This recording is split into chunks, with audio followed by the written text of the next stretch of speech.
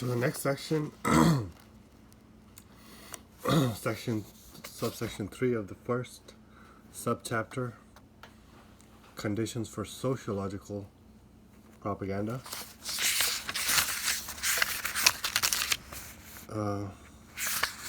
For the existence of sociological propaganda, we learned about the individualistic and mass society needed, the opinions, the public opinions. Now we have the third section, the mass media of communication. Finally, one more condition is basic for propaganda. We have just stated that an opinion cannot form itself in entire societies unless mass media of communication exist. So we need the mass media of communication. That's another condition for sociological propaganda, just like public opinion and just like individualistic and mass society.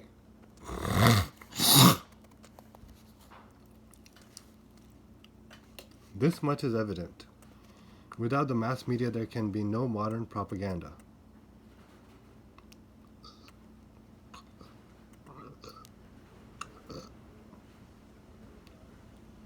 But we must point to a dual factor necessary if the mass media are really to become instruments of propaganda.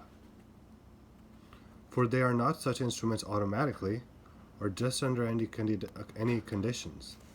So even though I'm making a YouTube video, I don't believe I'm propaganda, even though I'm trying to work on propaganda, on my propaganda skills, I guess. But I don't meet the conditions because I don't have that organization and the funds and the money and the access to all those different channels that can dominate the public's mind. So because I don't have all that, it's just me alone trying to be like a teacher or a tutor to whoever's watching my video and trying to learn about propaganda based on this book read. So yeah, just because it's a mass media channel doesn't mean it's propaganda. All YouTube channels can't be propaganda because there are some individuals, but mostly they probably are. Especially the really good ones. They just can't be not propaganda because they would be facing all the trials that I faced last year when I started my channel. Beat up, robbed, and so forth. Anyway,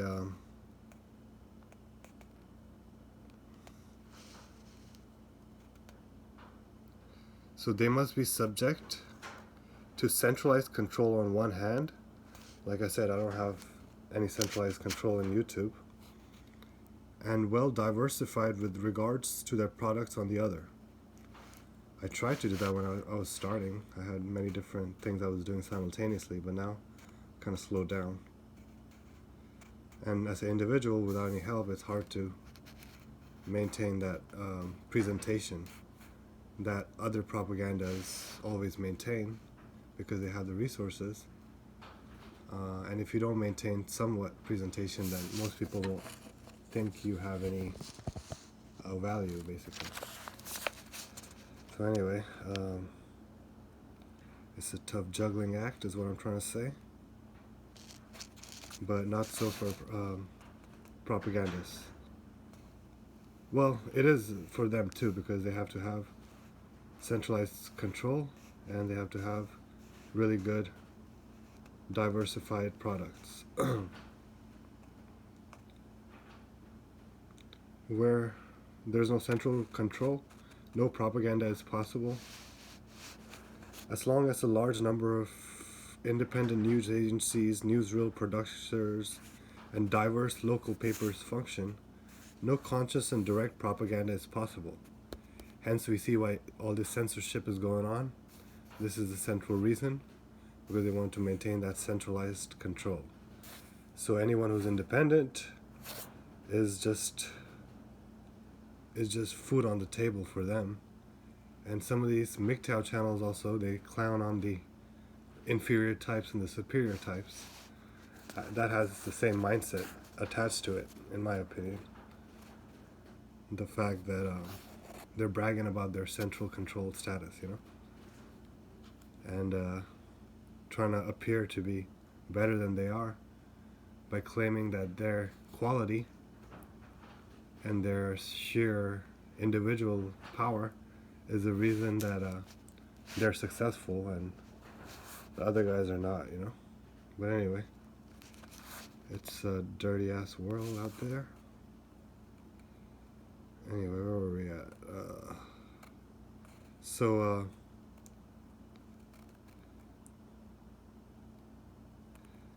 why is no conscious and direct propaganda possible when there is more independent journalism?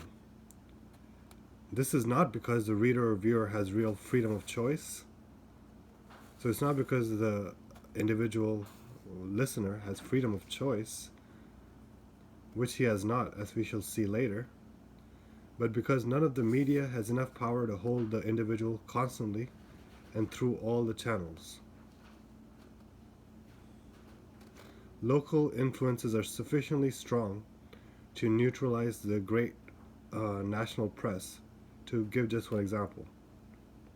So because individual journalism reduces the power of the centralized propaganda, and these local influences are very strong, and they can neutralize the great power of the Leviathan national press. So to make the organization of propaganda possible, the media must be concentrated. The number of news agencies reduced, the press brought under single control, and radio and film monopolies established. The effect will be still greater if the various media are concentrated in the same hands. So this reminds me of the movie Network. It was a story about a popular news anchor man, older daddy figure, who suddenly had a spiritual awakening one night, and from the next day on he starts speaking the truth to the public. And all of these details about the control of propaganda and the organization of propaganda and the centralization of propaganda in very small hands, and usually hands of the enemy. Like today, we see they're talking about the China having a lot of media influence on America. In fact, most of the media influence on America through the news and CNN and so forth. But in the network, they talked about the Saudis having all that power. And that was true during 9/11 too. So Network, another movie about this topic. When a newspaper trust also extends its control over films and radio, propaganda can be directed at the masses and the individual can be caught in the wide net of media.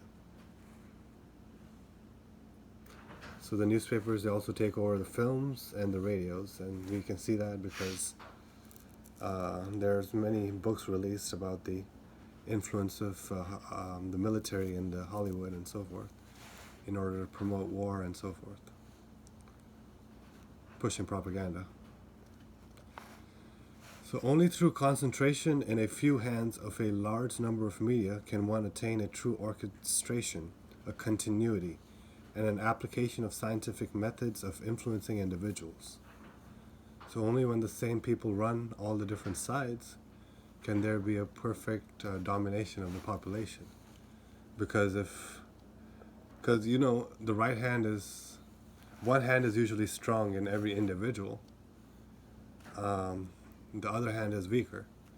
So in a typical human society, the leader has their propaganda, which most people follow, and usually the leader is a good guy. But today it's the opposite. But there always have to be like challenges and criticisms of his propaganda too. But today, those challenges have been taken over and subverted, basically.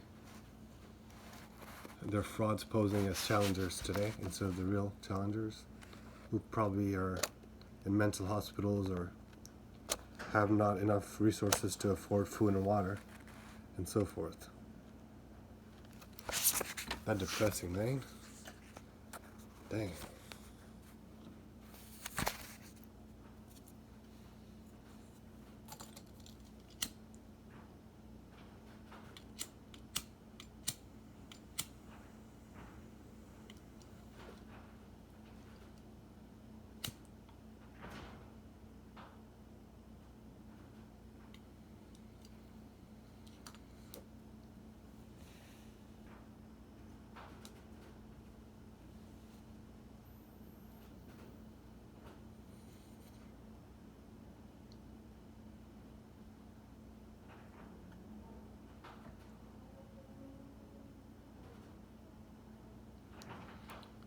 A state monopoly or a private monopoly is equally effective.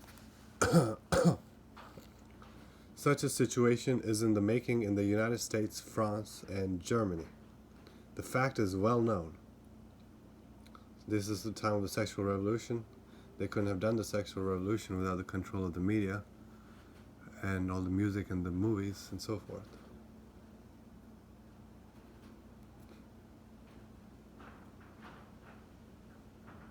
So they were pushing nonsense notions that flied in the face of common sense and human experience for the last millions of years.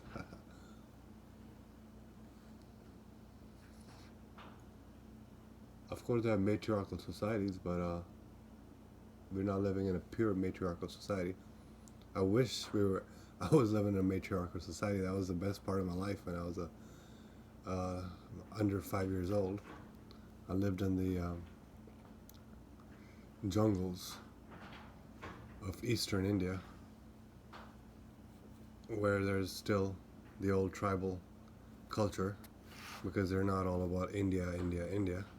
They're not even racially Indians, but they're Indo-Chinese tribals. So anyway, I love living with them. But unfortunately, my mom made my experience bad. And my girlfriend, her and her family left, and eventually we left too. Anyway, that was when girls were not as bad, even though she used to make fun of me. And I never noticed it until I saw my baby pictures. Kind of like my Toastmasters experience with all those thoughts. Anyway. So a state monopoly or private monopoly is equally effective. We have a private monopoly, I think, but the state is fully on board. So we have both, maybe. Such a situation is in the making. Yeah, we do have both, because, for example, in Hollywood, you still have some movies that are showing marijuana in a positive light, even though the private monopoly of the media was brainwashing us about drugs in the 90s and 2000s at least. Anyway, that was when there was more debate allowed in America. Now it's just Chinese culture. Everybody has to agree, and the ones that don't agree can go to heck. Because there's no hell in communism, it's just heaven. Anyway, such a situation, yeah. The number of newspapers decreases while the number of readers increases. See, newspapers are going bust, but more people are watching the propaganda on their iPhone screens and their Android screens. Production costs constantly increase and necessitate greater concentration. All statistics converge on that. That was talked about in the Network movie too. Diana was great about that, helping build the organization. Oh man. This concentration itself keeps accelerating, thus making the situation increasingly favorable to propaganda. This concentration keeps accelerating, making the situation increasingly favorable to propaganda.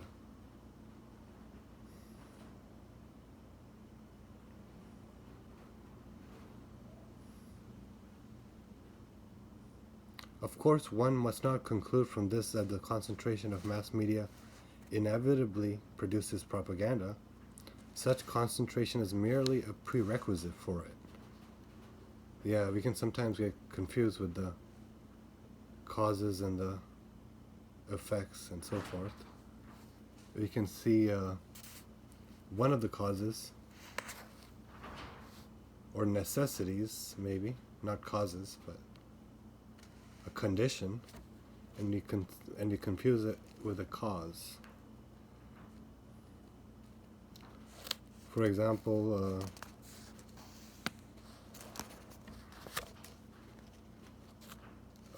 you can think that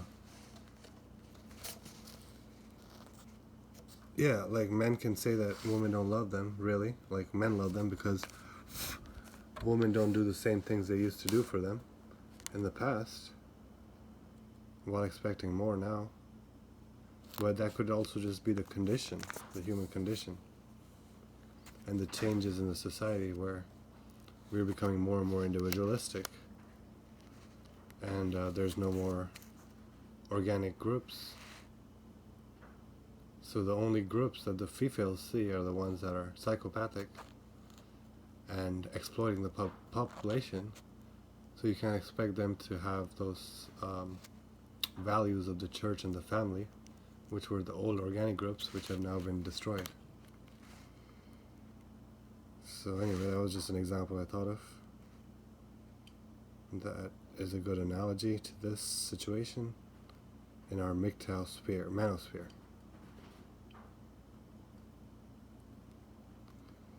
But that the media is concentrated is not enough. It is also necessary that the individual will listen to them. This seems to be a truism. Why produce a propaganda paper if nobody will buy it? Right? Why am I doing this when nobody's watching this? Or so YouTube makes it seem, at least.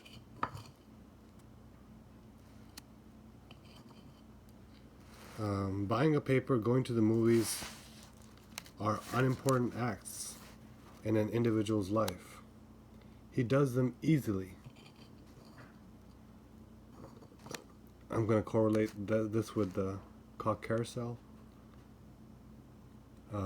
Fucking a Chad, or exploiting a simp are unimportant acts in a female's life. She does them easily. But reception must be equally assured by radio or TV.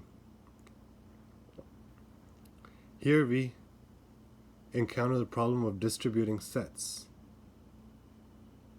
So they go out to get those papers and movies, but the radio and TV is at home.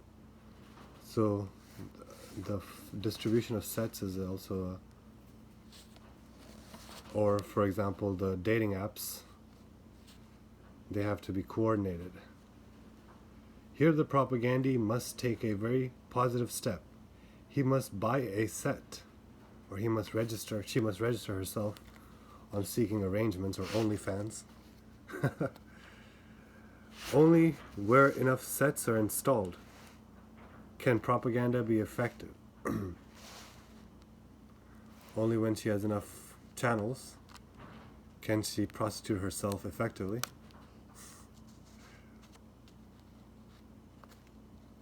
Obviously, where not enough TV sets are in use, it makes no sense to conduct propaganda via TV.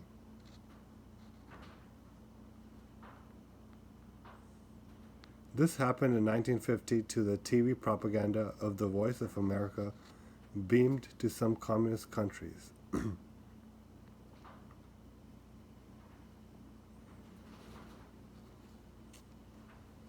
But the act of acquiring a set brings up a point that we will discuss at considerable length: the complicity of the propagandist. So these modern thoughts, they are definitely complicit in the whoredom of Babylon, because they know there are other options, and they act like they believe in the other options, but they still do the prostitution, so they're complicit in the shitstorm that screws 60 to 80% of us guys over.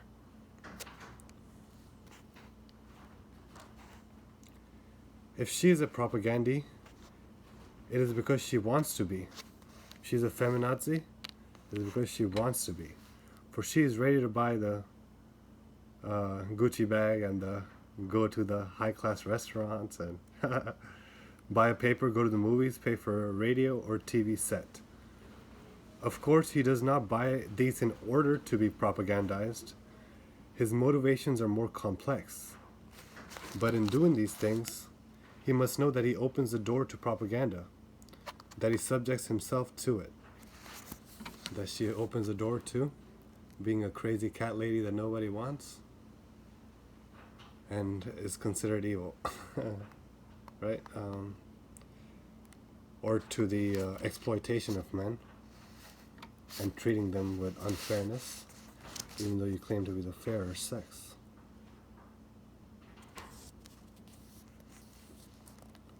Where he is conscious of this, the attraction of owning a radio is so much greater than the fear of propaganda that he voluntarily agrees to receive propaganda. So the thought that I was dissing, she was conscious of being a whore. At least she tried to act like it in front of me, or try to suggest that to me, maybe subconsciously, I don't know. But the attraction of having all the guy's attention, money, time for free was so much greater than the fear of Jehovah that she agrees to be a whore. This is even more true where transmission is by collective receiving sets, as in communist countries. The hearers gather, even though they know that what they hear is necessarily propaganda, but they cannot escape the attraction of the radio or the hypnotism of TV. So it's kind of like me. I want to go out and kind of do things out on the streets and stuff without a car, but I cannot escape my weakness of my physical body and my need for protection from the elements, which are pretty rough around here, and my desire for water and food and so forth when I want it. Because when I'm out there in the streets and I get hungry, I cannot eat. And when I cannot eat and I'm hungry, then my mind starts tripping, and then I can't really do as effective of a job. I can't even focus sometimes, so I have to come back home.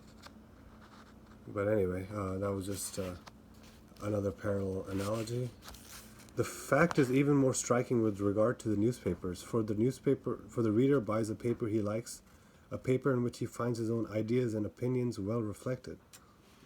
This is the only paper he wants.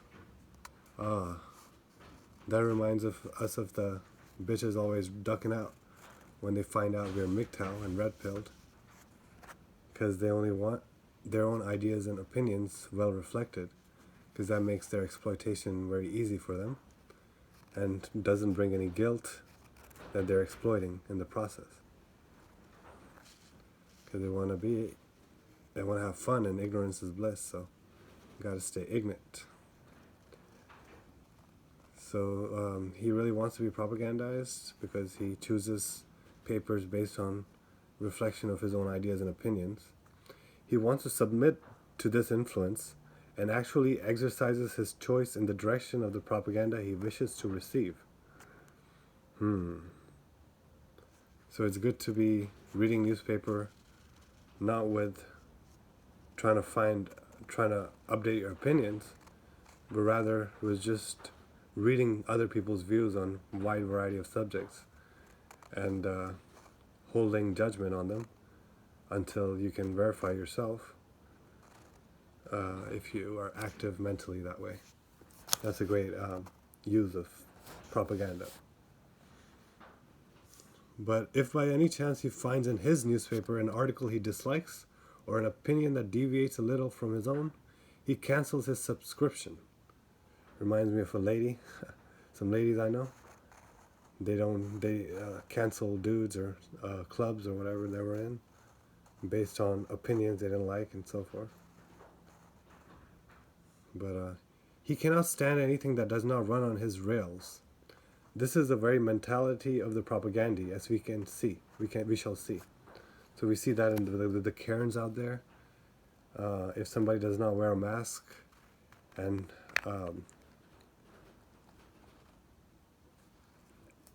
does not run on the same rails of believing the hype, then they really come down hard on them because it really frustrates them to be challenged like that. Mentally ill, hysterical and so forth. Alright, time for a smoke out.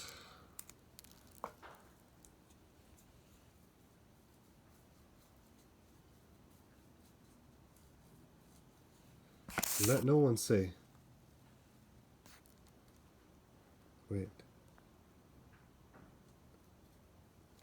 So yeah, now we understand the mentality of the propaganda. And I just want to say it's very much similar to like hypnosis. All this propaganda is very similar to hypnosis because you have to agree to participate and get hypnotized. And you do that subtly, like he said, by choosing to only listen to the ones that keep you comfortable mentally, instead of listening to the opposite side and feeling uncomfortable and angry and so forth. Most people don't do that, can't do that.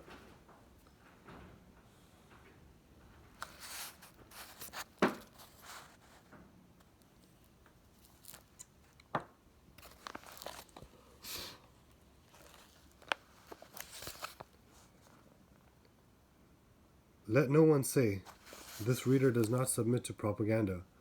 First he has such and such ideas and opinions, and then he buys a paper that corresponds to them. Such an argument, so like, oh, okay. See, I like to listen to all MGTOW channels, even though I know certain people have certain opinions that are very not solution-based, but they have other ideas and news articles that are valuable, so I still watch them.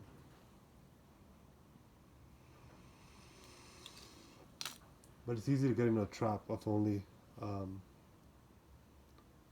looking at people that you agree with.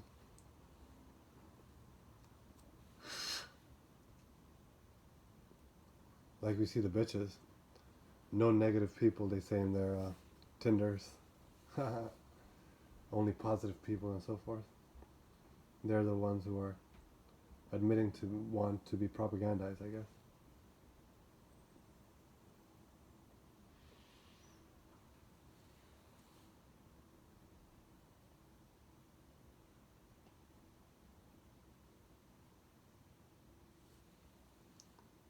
And you analyze these zombie bitches and their life choices and their decisions, and you'll see they punish the guys who are actually good by telling them the truth instead of the guys who lie to them, because that's what they desire.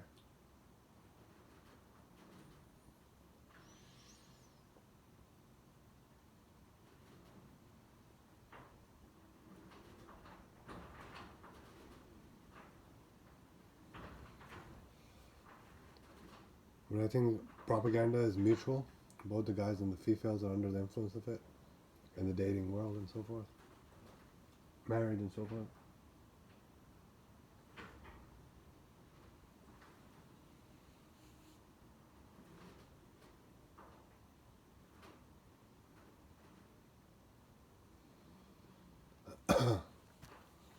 Hard to escape.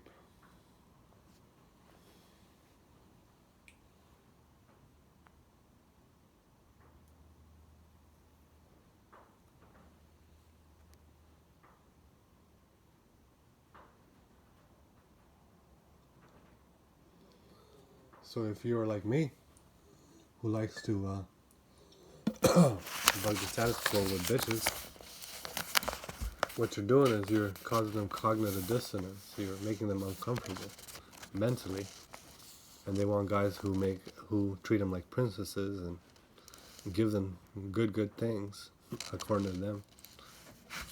So obviously they're gonna run away or try to attack you because they have so much power now. But the reader does not submit to propaganda first. Anyway, the argument is simplistic. The fact that he first has ideas and opinions of his own, and then he just buys a paper to willingly to correspond to them, those ideas. Like MGTOW channels, I guess, is a form of propaganda because of that. We're unwillingly getting conditioned. But this argument is simplistic, removed from reality, and based on liberal idealism.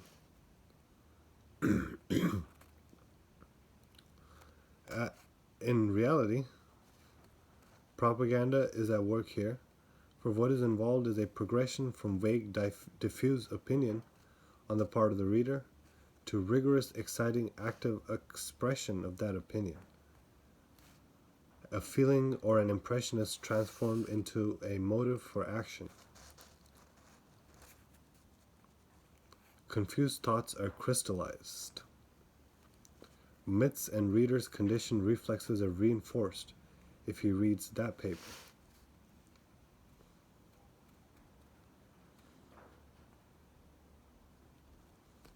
All this is characteristic of propaganda. The reader is really subject to propaganda, even though it be propaganda of his choice.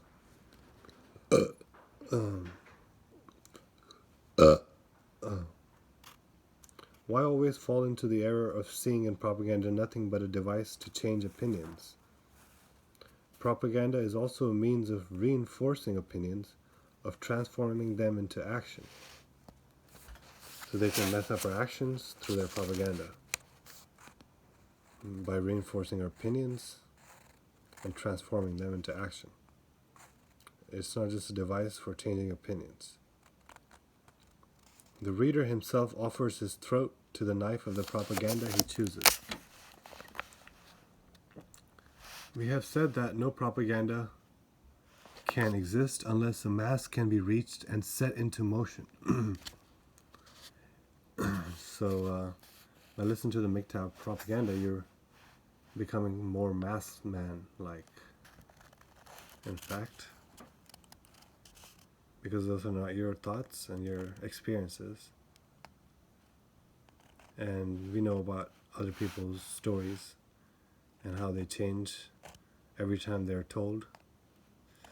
But anyway, yet the peculiar and remarkable fact is the mass media can really create their own public.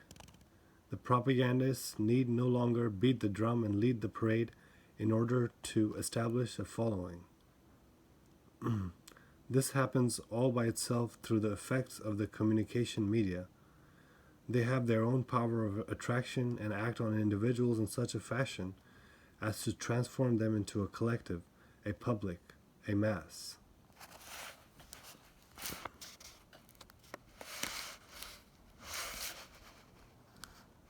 The buying of a TV set through though an individual act inserts the individual into the psychological and behavioral structure of the mass.